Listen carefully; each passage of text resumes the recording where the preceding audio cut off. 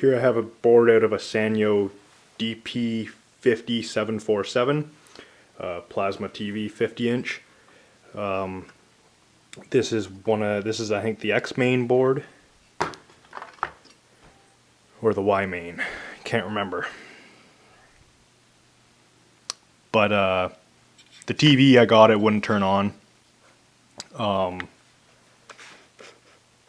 I replaced one fuse in the power supply board that was blown, and then I turned it on. It worked fine, but I also noticed that this cap right there, that one's the replaced one, was a bit bulged on the top.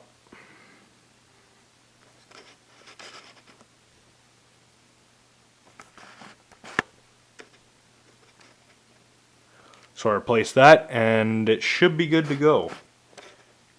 I'll put the board back in and I'll turn it on. I'm also going to clean up the dust a bit, blow it all off. So here I have the Sanyo TV. It's all working well so far. So I just, power supply board's up here, 4 fuses on it, check all of them. One was bad, replaced it. The one cap on the Y main or X main board I replaced, and yeah, it's good to go. Thanks for watching.